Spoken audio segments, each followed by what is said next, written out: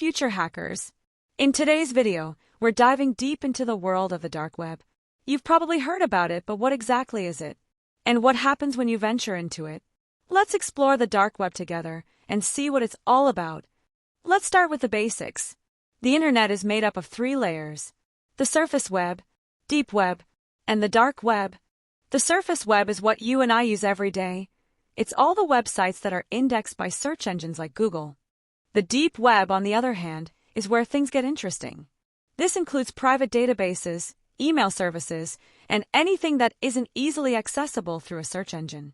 But then there's the dark web, a small portion of the deep web that's hidden and requires special software to access.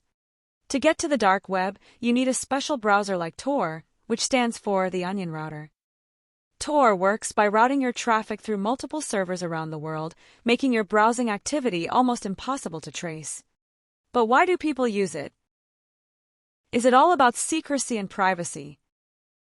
Well, let's take a look. How to access the dark web safely. To safely browse the dark web, first you need to download the Tor browser. Tor is a powerful tool for maintaining anonymity. It's important to remember that it doesn't make you completely invisible online. To add another layer of security, you should use a VPN. A VPN, or virtual private network, hides your IP address and encrypts your internet traffic, making it harder for anyone to trace your online activities. But remember, the dark web can be a dangerous place. It's not just about privacy. It's about protecting yourself from scams, hackers, and other threats.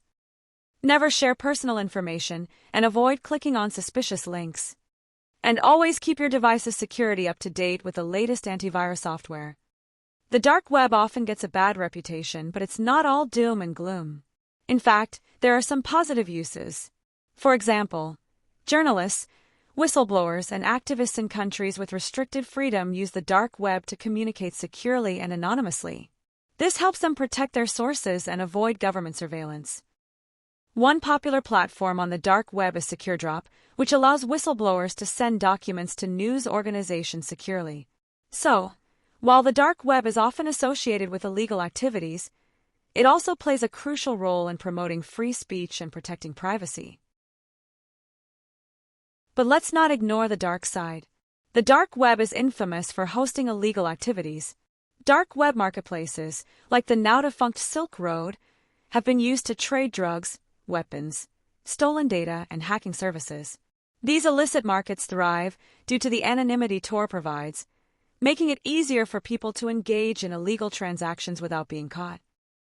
It's important to understand that while the dark web can be a tool for privacy and free speech, it's also a haven for criminal activity. This brings us to a very important point.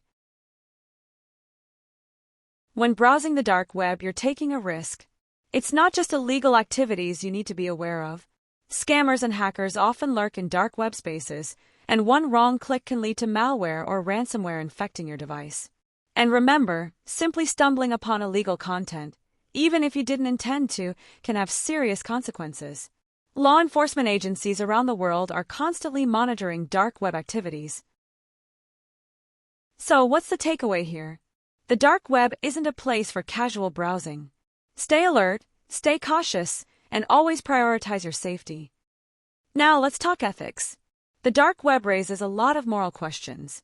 Should we shut it down, regulate it more strictly, or let it remain a space for privacy and freedom? Some argue that the dark web is essential for privacy, especially in oppressive regimes where citizens are monitored 24/7. Others believe the risks outweigh the benefits, especially when it comes to illegal activity and the harm it causes. What do you think? Is the dark web a necessary evil, or should it be more heavily policed?